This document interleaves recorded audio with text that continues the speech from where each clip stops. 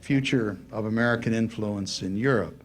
And in terms of getting it right, within the maelstrom of discussions we have today and the angers and the disappointments and the frustrations and the hopes and the fears, within all of that there are a number of constant themes in American foreign policy and great questions which we have to pay attention to now and over the decades.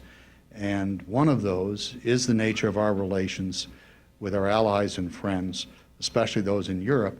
So I think tonight's topic is one of those basics that we, within all the confusions of the moment, have to pay close attention to.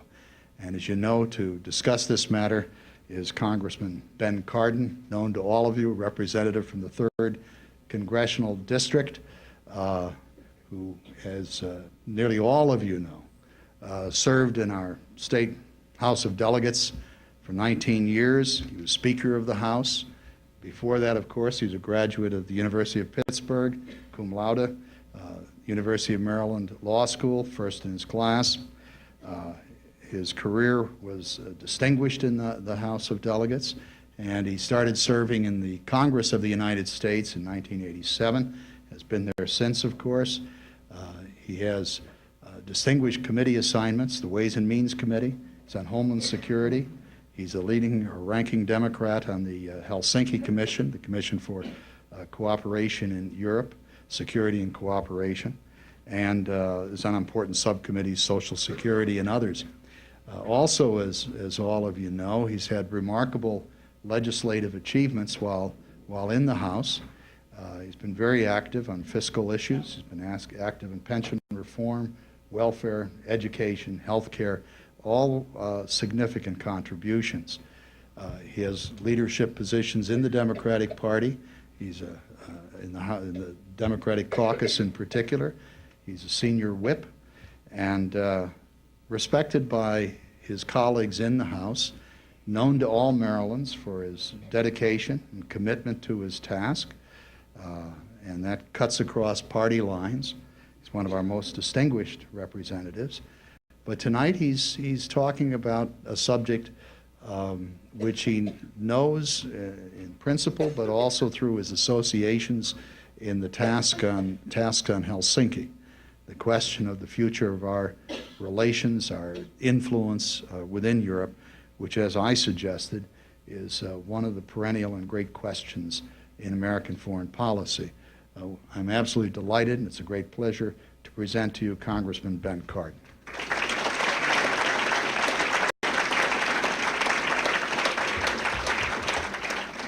Dr. Burd, thank you very much for that very kind and generous introduction. Let me first comment a little bit on my bio. Just for Sandy Rosenberg is here, who represents us in the House of Delegates. He's just finished the battles in Annapolis, and Sandy, it's nice to have you here. But Sandy knows the real story about my academic achievements and my elections to the Maryland legislature. I was a law student somewhere in the middle of my class standing at the University of Maryland Law School when I decided to run for the Maryland legislature and was elected to the Maryland legislature. And in my very first year in the Maryland legislature, I was appointed to the committee that had the budget of the University of Maryland School of Law.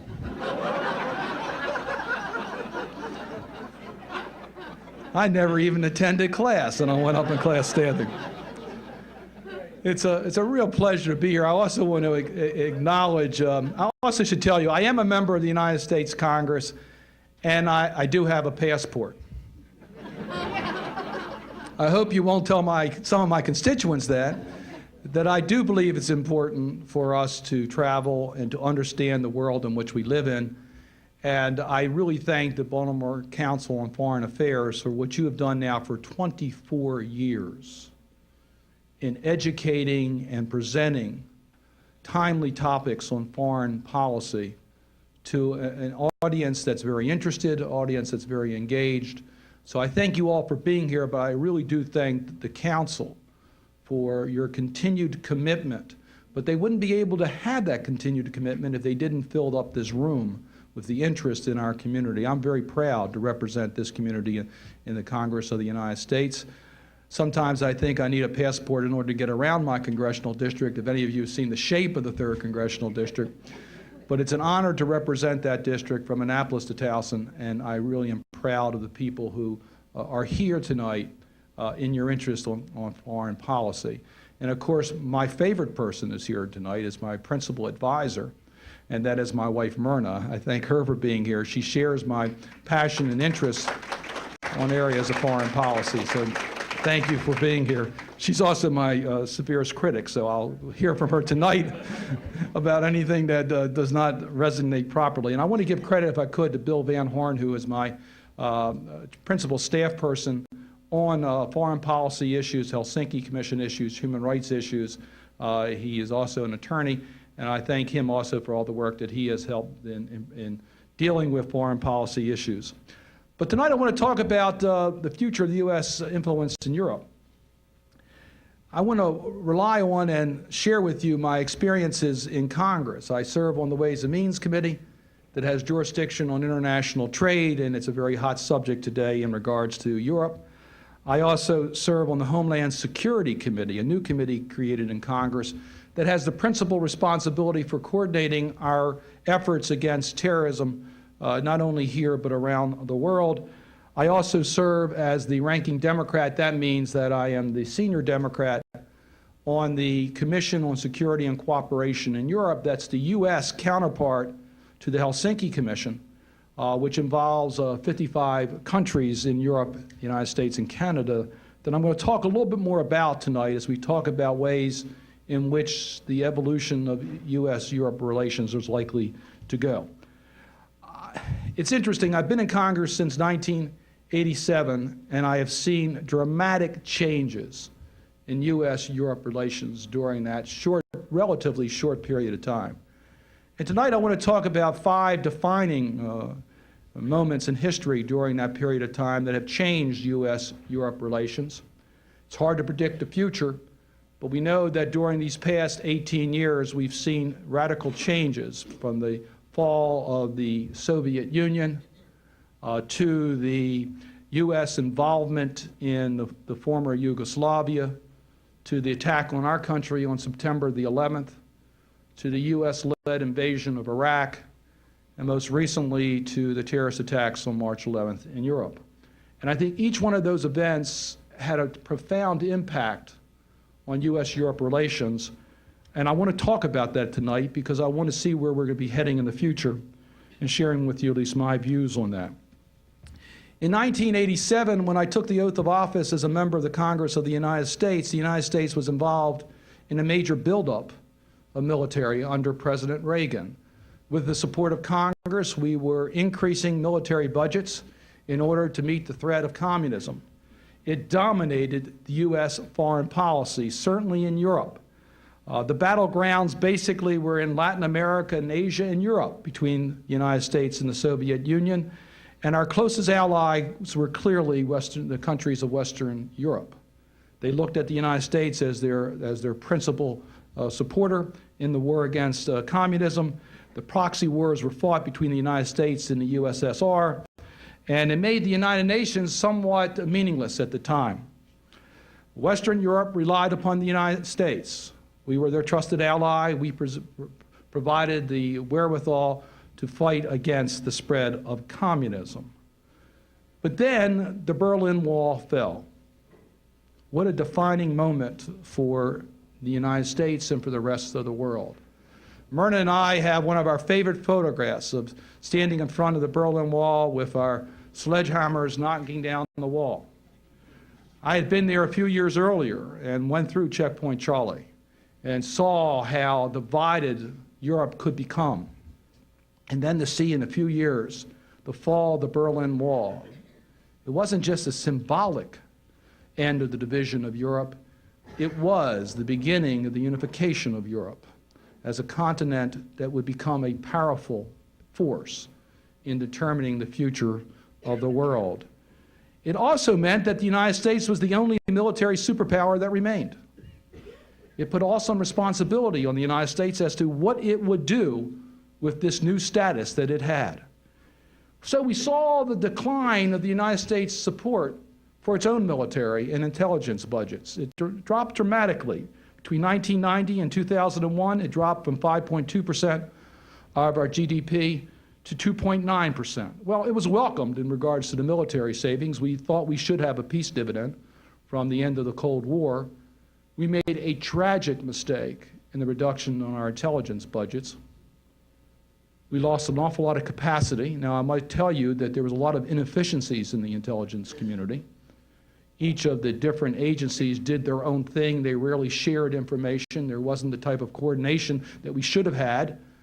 But we lost an awful lot of capacity between 1990 and 2001 in gathering intelligence information that was important and analyzing that information. But there was another decline in a budget that occurred during that period of time that didn't really start in 1990, that's had a major impact on our ability to influence foreign policy in Europe and other areas, and that is we have dramatically reduced our foreign aid budget.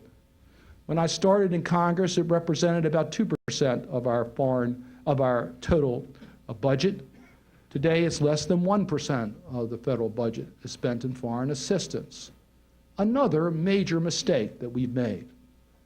Economic assistance can be far more powerful and less expensive than providing military might in trying to implement policies around the world. It's our investment in trying to develop democratic principles and open economies. And it limited our ability when we reduced our foreign aid budgets, and by the way, also reduced our State Department budgets for embassies, which are our spokespersons around other countries to assist U.S. interests in those countries were also very hard pressed during this period of time. The United States relied upon a carrot and stick approach to implement its policies on democracy and on human rights and on open markets. We would give help to countries, either foreign assistance or other assistance, to try to help them. And if they didn't go our way, we would try to penalize them through trade policies. And it was an effective approach. The most effective approach I can tell you is what happened in 1990 in South Africa. The U.S. led leadership in boycotting the economy of South Africa, led to the fall of the apartheid system in South Africa with minimal amount of violence. But when we limit the amount of tools that we have available through the foreign aid budgets and through our embassies, it does take away some of our effectiveness. But at the end of the Cold War, the United States was at a very high level of influence in Europe and what was happening there. And the first major test, I believe, is what happened in the former Yugoslavia. Europe was unable to deal with a major conflict based upon ethnic issues. It wasn't the first time, and I'm afraid it's not going to be the last, that Europe, because of the way its politics are generated, were unable to pay attention to a hotspot that was creating atrocities against people solely because of their ethnic background, and had the potential to spread to other areas or regions within Europe. And Europe was unable to cope with it. It was through U.S. leadership, working through the United Nations, working through the international community, using NATO, using existing organizations, getting UN approval, that brought about a solution to the ethnic cleansing issues in Bosnia and in Kosovo, where NATO-led troops provided the principal military strength, supported by UN resolutions. I think it represented the best of U.S. influence in Europe, where we were able to act effectively. Now, I'm not here to tell you that the problems are over in Bosnia or Kosovo, but I can tell you that we are now, I think we should have acted earlier, but since we've acted, we've been able to put both of those areas on a path towards reasonable progress on protecting human rights and developing democratic state on a free market economy. U.S. credibility also, I think, increased in Europe. When you look at what the United States did in Northern Ireland or what the United States did in Cyprus, these areas that we tried to bring about peace, using our influence to try to deal with historical problems. So before September the 11th, 2001, the United States was running very effectively in its policies in Europe, understanding that our priorities were basically promoting democracies, promoting human rights, promoting open economies, and we were helping Europe achieve those objectives through U.S. influence in Europe. But then came 9/11, a senseless act of terrorism against the United States. Shocked America, shocked the world. Support throughout Europe was immediate. President Bush did an excellent job in getting international support for our commitment against terrorism. And when the President asked Congress for a resolution of force against the Taliban regime in Afghanistan, it was given to the President with little dissent. The President tried diplomacy, even though most of us knew it had no chance of success. He got the support of the international community to use force. He involved the international community. Force was used effectively. And we are on path in Afghanistan to try to build a democratic state, and it's going to be extremely difficult. And I'm not here today to tell you that we will win that battle easily, but I am here to tell you that there's an international effort in Afghanistan. We are going to welcome Afghanistan into one of our partners for progress, for peace in the OSCE and the Helsinki Commission, because we know that they are committed to working with us as a partner for cooperation. And they're willing to abide by the principles, the Helsinki principles that I'll talk a little bit more about. We moved in the right direction. Well, everything I think was moving well as far as U.S. development of its own foreign policies and cooperating and working closely with Europe until the attack on Iraq. As a member of the Congress of the United States, prior to the use of military force, prior to the vote in Congress authorizing the use of force, I was privileged to receive classified briefings from our Secretary of Defense, our National Security Advisor, our Secretary of State, just to mention a few. Our CIA director also gave me classified briefings. Now, normally I wouldn't be able to tell you about those classified briefings, but I've read about them in the Washington Post, the New York Times, and the Baltimore Sun, which were more detailed accounts than I received as a member of Congress. But I am here to tell you that there was nothing that we received as members of Congress that indicated that there was an immediate threat to the United States or our interest by the Saddam Hussein regime in Iraq. We knew that Saddam Hussein was a dangerous person.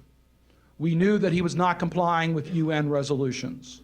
We knew that he had the capacity to develop and use weapons of mass destruction against his own people. We knew that he was a person that needed to be dealt with, that could not be left alone to do what he was doing. We knew that we had to invest our energies in dealing with the problems in Iraq. All that we knew. But the process that the President used to deal with Iraq, in the view of Europe and in the view of this congressman, was wrong. Let me, if I might, tell you some of the things I think the mistakes that we made and look at it from Europe's perspective for one moment. He did not seek advice or support from our traditional allies before announcing a strategy. The President instead said we are going to deal with Saddam Hussein regardless of how Europe feels, regardless of how the United Nations feel, and quite frankly, in many cases, regardless of how the American people feel. That we're going to deal with it. That we don't really have to justify it based upon weapons of mass destruction. We don't have to justify it based upon any reason. Because we are right. We are the United States of America. Europe looked at that and said, wait, I thought we were partners in this. I thought that we shared your values. I thought that you would visit with us and talk with us and develop with us. After all, aren't we partners? We're not any second-class player in all this. Aren't we supposed to be equal as far as states are concerned? So Europe looked at it as a unilateral declaration by the United States without the use of the type of consultation that Europe expected from an ally and a friend. There was virtually no traveling to Europe prior to the president announcing policies. The first thing you learn in diplomacy is that you visit your other countries that you want support from. You don't let them read about it in a newspaper. You visit and talk and listen and consult and change and develop consensus necessary for international support. That was not done in the case of Iraq. Europe was furious about that. Did Europe care about Saddam Hussein? No, I'm sure they wanted to get rid of Saddam Hussein. But the way that the president handled that. And then in October of 2002, the president sought the use of force from Congress. The resolution that was submitted to Congress and ultimately approved allowed the president to use force basically unilaterally. Did not require the support of the United Nations, did not require virtually anything, was not really tied to weapons of mass destruction. Europe looked at it as a very dangerous resolution. They looked at it as sanctioning unilateral preemptive action, whether it was in other troubled spots of the world. Pakistan, India could justify the use of force. Taiwan, China could justify the use of force. And the list goes on and on and on. Now, one may argue it was not really a change in policy, but the way the president announced it, it was, as he said, a change in policy. So on the floor of Congress on October the 9th, 2002, I stated, prior to the vote on the use of force, we must not overlook the massive cost and effort that the United States would have to undertake in a post-Saddam Hussein regime. The United States will need the help of its allies as it attempts to transition Iraq from a dictatorship to a democracy, which has full respect for religious freedom and minority rights of the Kurds, Shiites, and Sunnis.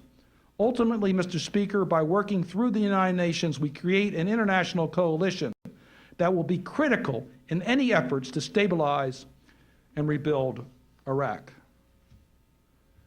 I don't think there was any doubt in my mind in October of 2002 that the U.S. military would win a decisive battle in Iraq. There was clear doubt in my mind whether we could sustain the peace, whether we could rebuild a democratic country in Iraq. Yet after the war, when the president had an opportunity to engage the international community, instead he said, look, you didn't participate in the coalition to oust Saddam Hussein, we're not going to involve you in the rebuilding of Iraq, like it's a big honor and privilege to take on the responsibility of rebuilding Iraq. Europe looked at that and said, thank you, Mr. President. It's your headache, not ours. You put your troops and taxpayers at risk. And that's exactly what we did. Because of the failure to engage the international community, when we look at the number of deaths by the coalition forces, now over 800, of which about 700 are U.S. soldiers who lost their lives. This is not a coalition, this is a U.S. effort.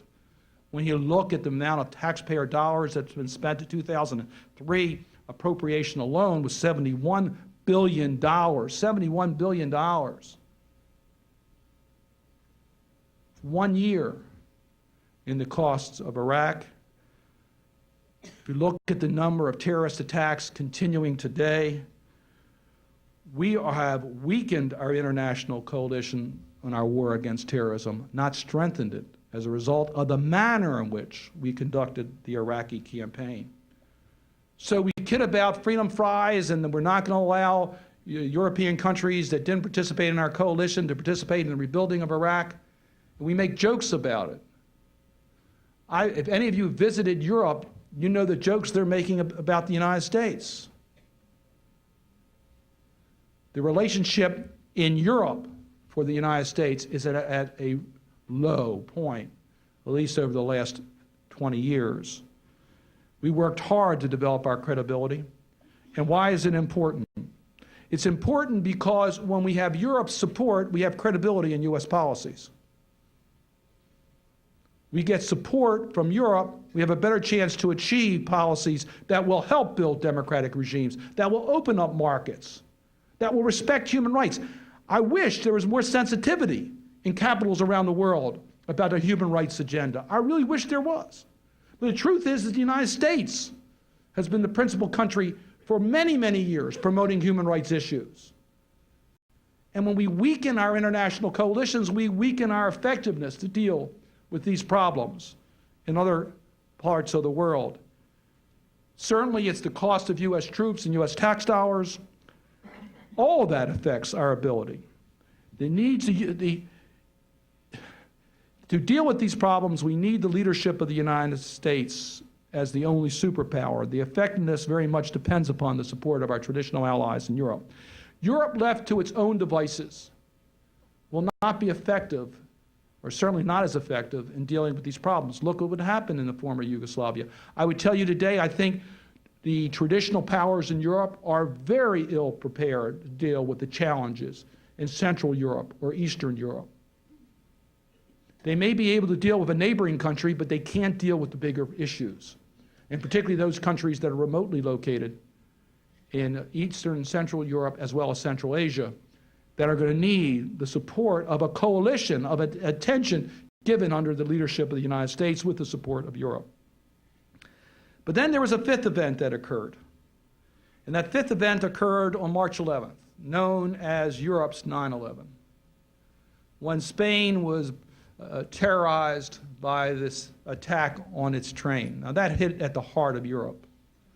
Train transportation is the way that Europeans get around. And when you jeopardize their train traffic, you jeopardize their way of life. They felt the vulnerability that Americans felt on 9/11. Now, some would say, well, that showed Spain, for siding with the United States, how they're going to be treated. And you better not work with the United States if you want to be safe from terrorists. I look at it differently. I look at it as Europe being interwoven with the United States in our war against terrorism, and Europe needs the United States. We have the best military in the world. We have the best intelligence network in the world. We do, today. Europe needs our expertise. They need our help. They need that in order to defend against the tides of terrorism. And I think Europe will recognize that. I think they'll find ways to improve their relationship with the United States. So how should we go about doing it? Well, the best way would be to use traditional international organizations. First on the list would be the United Nations. Well, I'm not sure that's going to work, because we look at the United States and Europe, and we find that the United States and Europe seem to be at opposite ends on just about every issue, particularly on the Middle East. I happen to side with the United States. I think Europe is wrong here. I don't want to see us weaken the position of trying to bring about a true peace in the Middle East. I don't want to see us yield to some of the pressures and bigotry expressed by UN resolutions.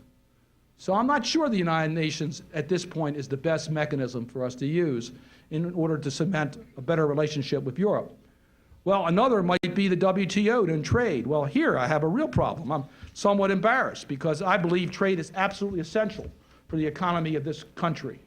Today I had a chance to visit the Port of Baltimore. Port's key to our economy. I want to see commerce coming back and forth.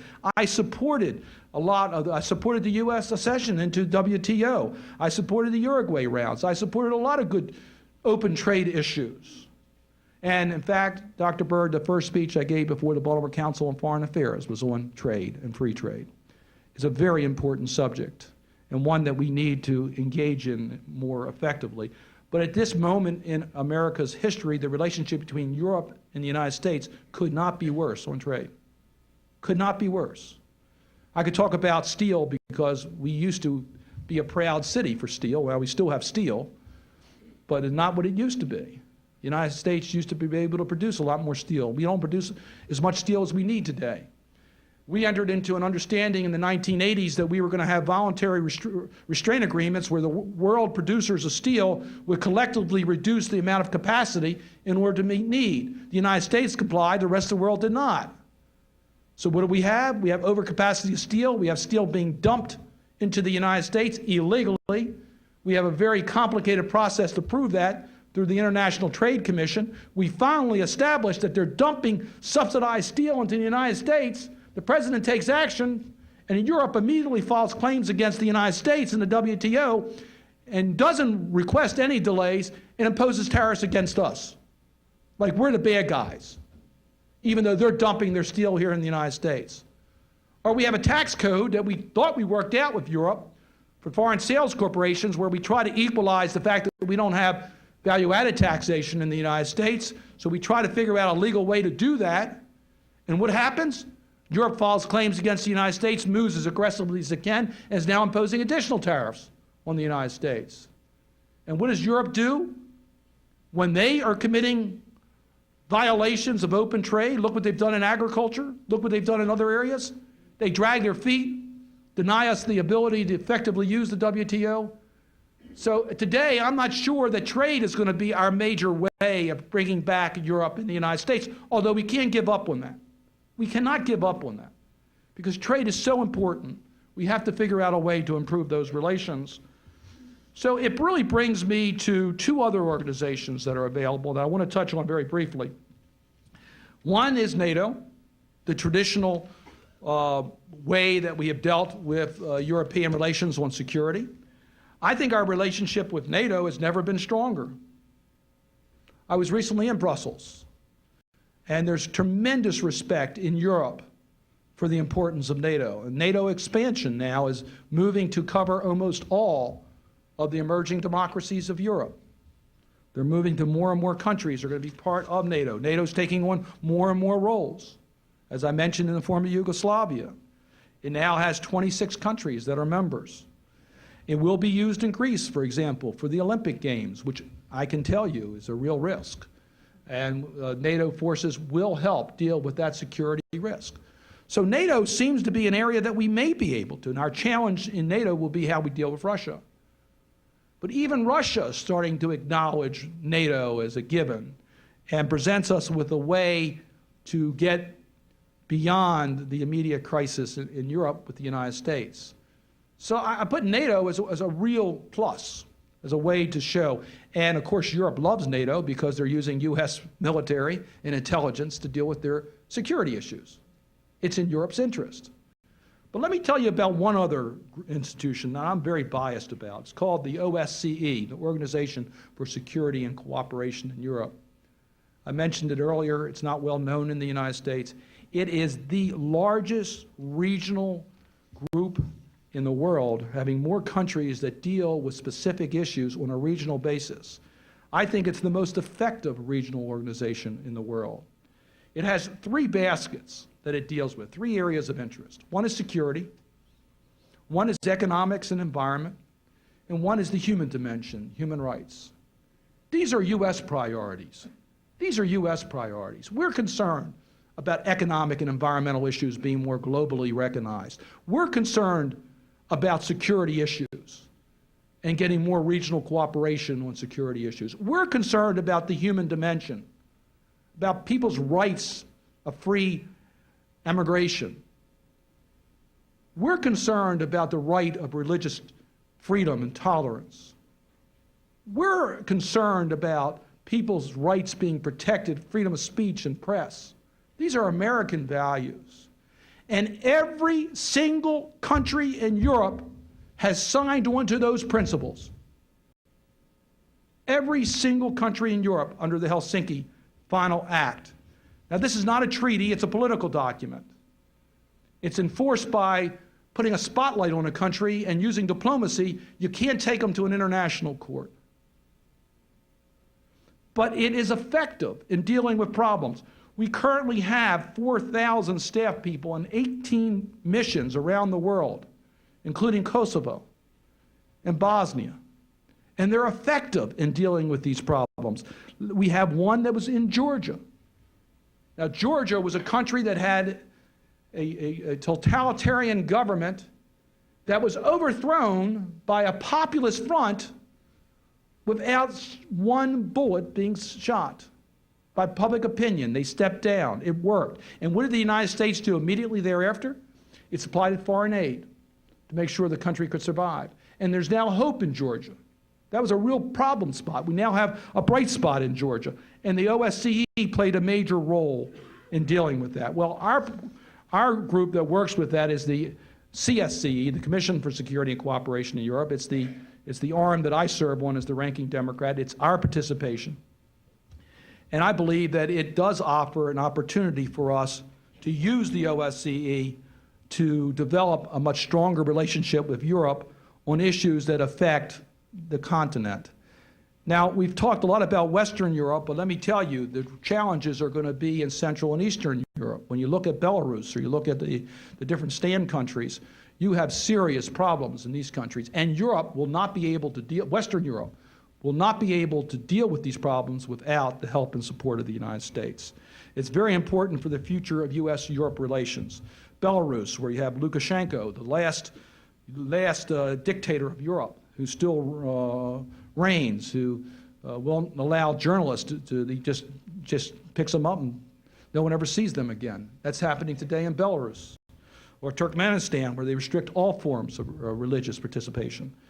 These are areas where the United States and our traditional allies in Europe can work together with a common objective.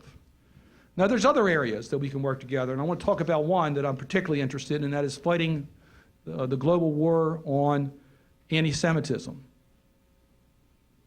I will be leaving Thursday to participate in the Berlin Conference on Anti-Semitism under the OSCE.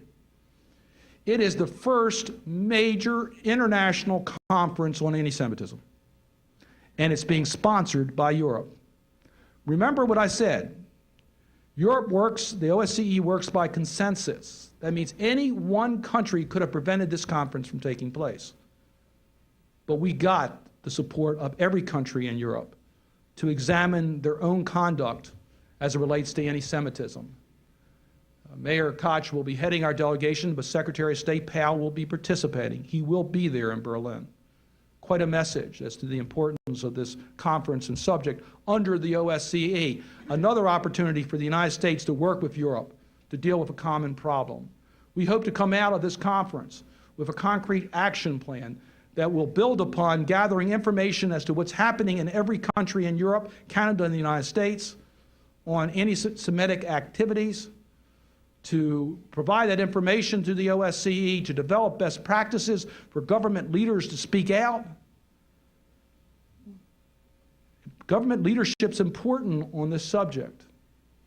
There's terrible things happening in Europe on religious intolerance. I talk about my trips to Europe. I almost always will visit a synagogue, and yet I can always find where the synagogue is because there'll be a police car in front of it.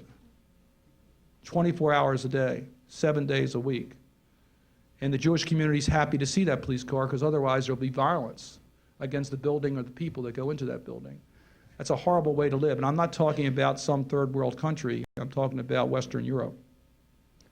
So it's important that Europe has acknowledged this problem. We can work with Europe to develop best practices, to figure out ways to deal with the rising tide of anti-Semitism and religious intolerance, and develop best practices and deal with education, which is the key in dealing with these problems. When the U.S. works with Europe, we are much more effective in getting action. It's less cost to Americans. Now, it may take more diplomacy. We'll have to show more patience. We'll have to sort of work with our allies and listen to them and maybe change our plans. But in a way, that's what a democracy is all about. Democracy was never meant to be the most efficient form of government. It was meant to be the fairest form of government. And the United States needs to exercise some democracy in its diplomacy with Europe, to open us up to scrutiny by other countries. The U.S. has an obligation to include countries with similar commitments to democratic principles in its decision-making process. The U.S., quite frankly, must do a better job on diplomacy. If we do that, the U.S.-European relationship will improve. It's important to the United States.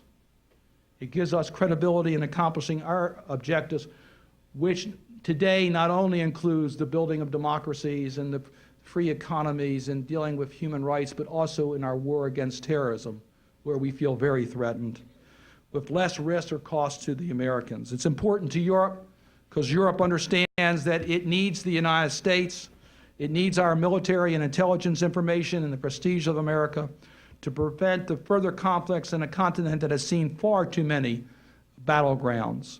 Europe understands that U.S. leadership is absolutely essential to the stabilization of Europe and also to resolve conflicts in other regions in the world that have a profound impact on Europe. Europe knows it cannot do it alone without the U.S. support.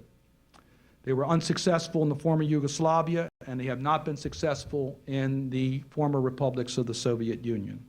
Bottom line is Europe needs us and we need them. We need to figure out a way to improve that relationship. Now I'm an optimist. I have to be a member of the Democratic Party in Washington these days. I believe the U.S. influence in Europe will continue to expand and grow based upon a mutual respect as to the importance of that relationship to both Europe and the United States. For the sake of our priorities, our principles, our way of life, I hope that's the case. Thank you all very much.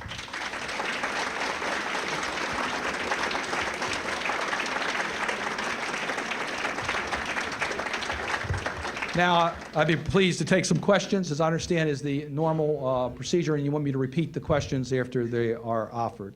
You know, what do I think will be the effect of the assassination of the second-in-command at Hamas and the United States position in regards to Israel and the Middle East?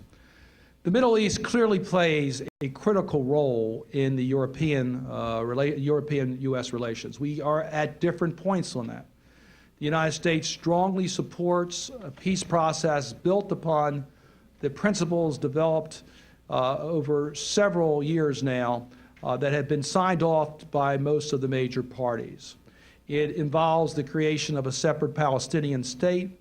It involves dealing with the security issues of Israel. It involves elimination of or control of the violence by the Palestinian government. And it involves the settlements being resolved. All that is part of what the United States' position is in regards to the Middle East. The United States has no confidence in the ability of the Palestinian leadership to move forward on that agenda. It is therefore decided that the status quo is unacceptable. They have confidence in the Prime Minister of Israel's ability to move forward on implementing basically that plan and doing it in a way that protects the rights of the Palestinians. It's a tough assignment. Europe is very much influenced by some of the major countries in Europe that have large Muslim populations, and it's unlikely that Europe will sign on to any type of resolution that will help us in that regard. It clearly has an impact on our relationship. I think the United States has to spend more time in working with the European countries in regards to the Middle East. But I must tell you, if someone else has a better idea on how to move forward on the peace process in the Middle East, don't be bashful. You'll win a Nobel Peace Prize if you can figure out a way to get this thing off dead center. I just think the status quo is unacceptable. It's very difficult to deal with a situation. One of the most interesting discussions I ever had in my life was with President Clinton. It was a day or two after the Camp David fell apart with Sharon and Barack and Arafat. And I'll never forget the conversation. It was a very candid conversation by the president at that time. But it convinced me that Arafat would not be helpful in moving forward in the peace process in the Middle East. The question is, we are not the world police force, so therefore why are we getting involved in so many places in the world particularly without the compliance with Congress authorizing the appropriate use of force. At least that's, and the Constitution of the country, and under the rights of the Constitution. The Constitution is relatively brief, so those who want to read it and interpret it, I believe that the President of the United States clearly has the power to use our military to further U.S. interests.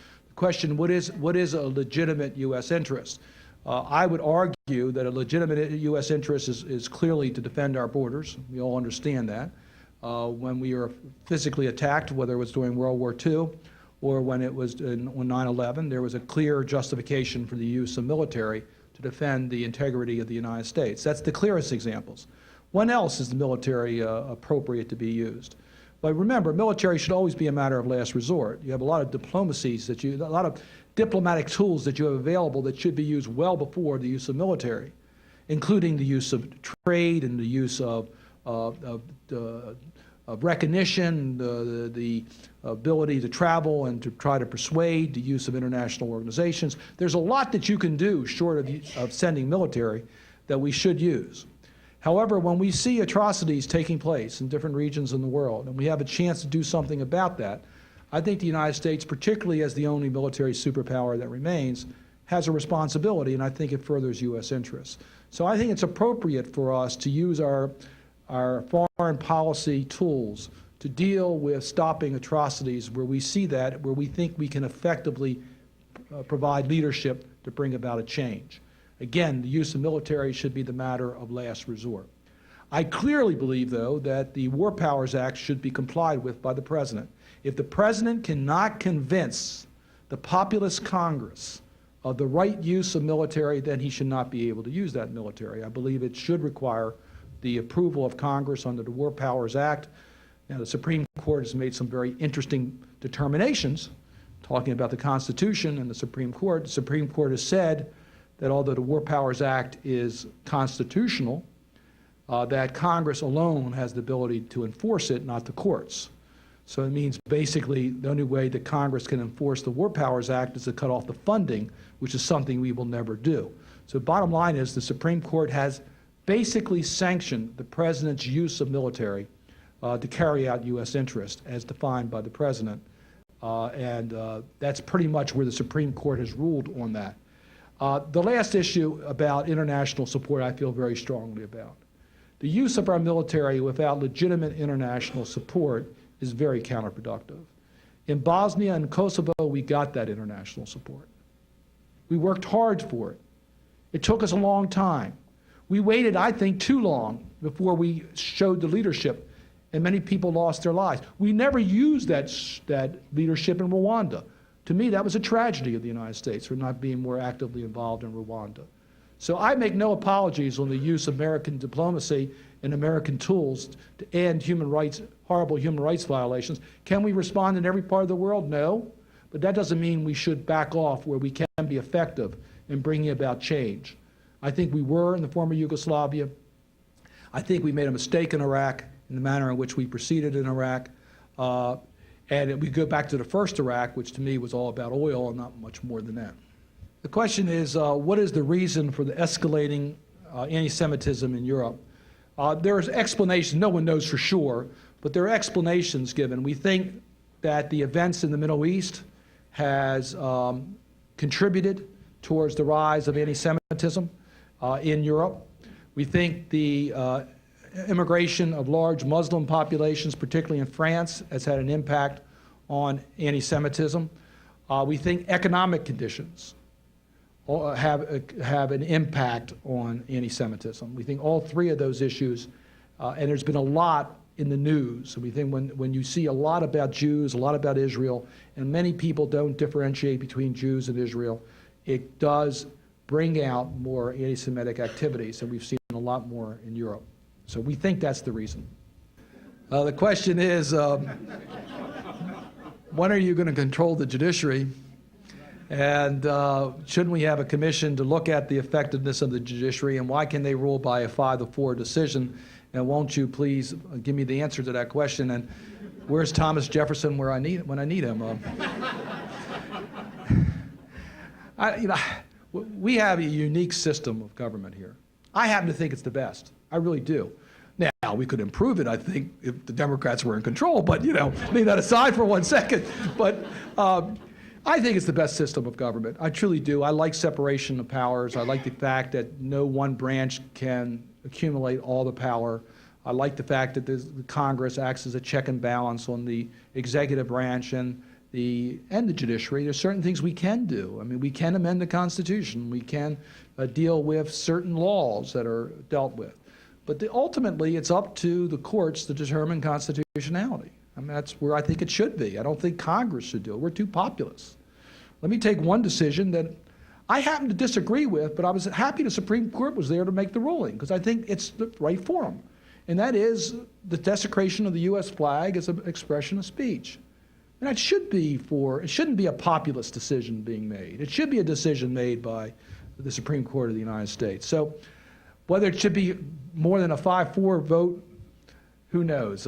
These justices usually stay on the courts for a long period of time. Normally, one president doesn't get a great deal of influence on the appointment on the courts. I'm always willing to look at a more efficient way for the courts to operate. But by and large, I think our system is right, and I wouldn't look for a fundamental change. I certainly agree with the Bill of Rights, and I don't want to see us amend the Bill of Rights. When we make a mistake, why can't we just acknowledge that mistake, be grown up about it, and then move on? And I agree with you. I think we should be able to do that. I find that the executive branch historically has been very slow at coming about acknowledging mistakes. I could mention the Japanese-American internment during World War II and how long it took for us to acknowledge that mistake. So it takes us a long time to acknowledge the mistakes that we made, and it takes, I think, the executive branch even a longer time to acknowledge those mistakes. I must tell you, I have been in international forums where I've spoken on behalf of our country, and I've expressed my views on some of the mistakes that we've made in regards to our relationship with Europe. And I think it's well received. I think they appreciate the fact that parliamentarians are willing to speak out about our views on it. We've raised the issue concerning Guantanamo Bay and the detaining of terrorists, unlawful combatants there, which raises international concerns. We have acknowledged on behalf of our country problems with what is being done in Guantanamo Bay. And here's an example where the courts may rule.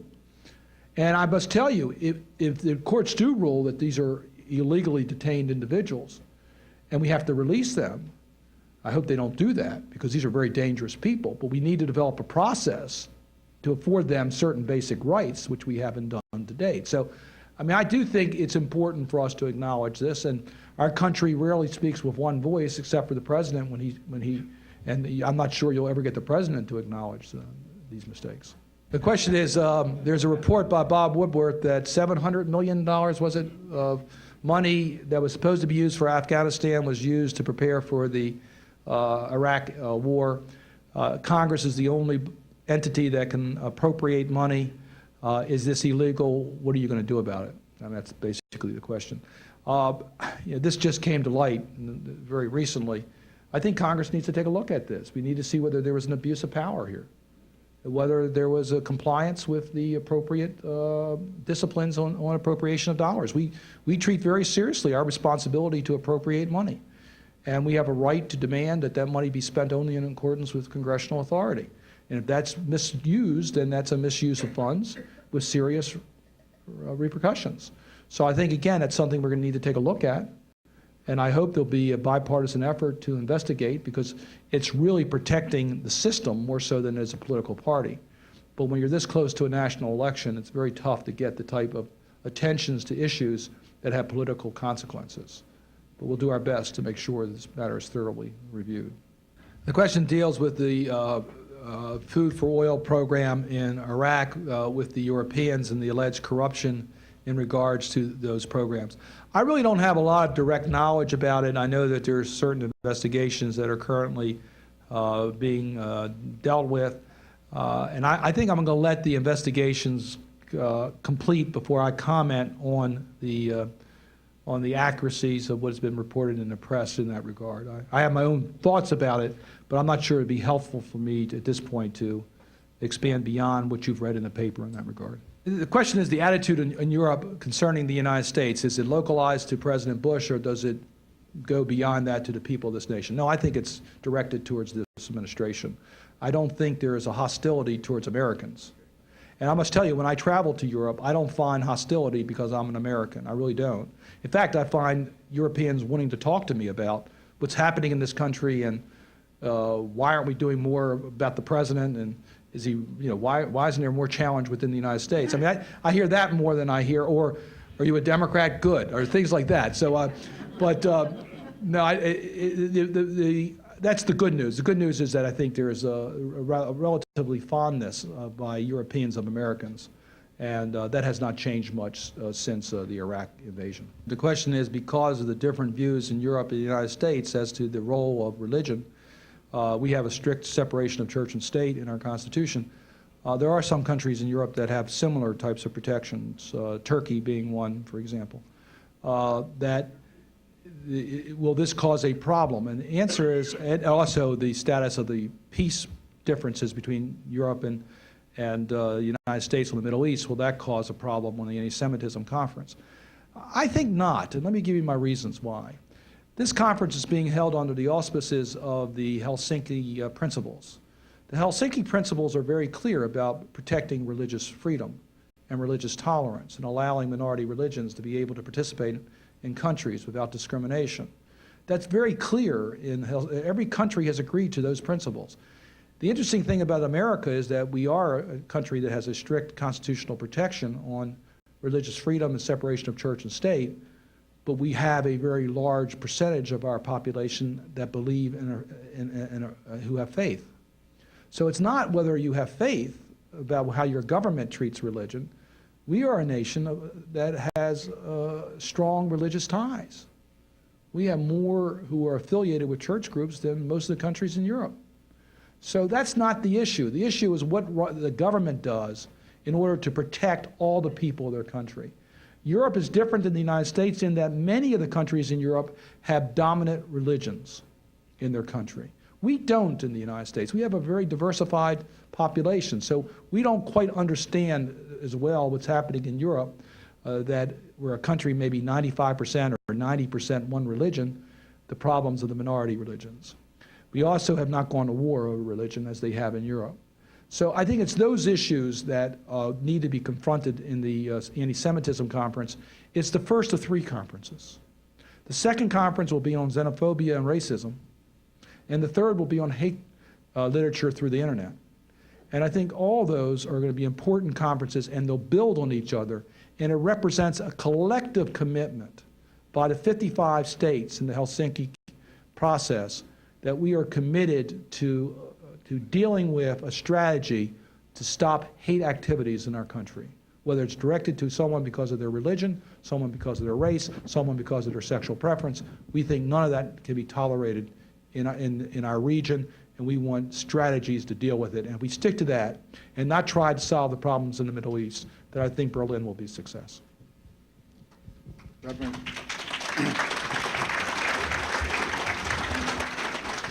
Thank you. Representative Cardin, of course, is a long-standing good friend of the council. He's spoken here on several occasions, as he alluded to, and he's graced our Board of Trustees for over half the years that we've been in existence. And he always puts on a wonderful, wonderful presentation. We covered a lot more than simply the question of our relations with our European friends, but we did cover it from a number of directions. I think it's been very helpful to us. You could hardly tell he was a Democrat.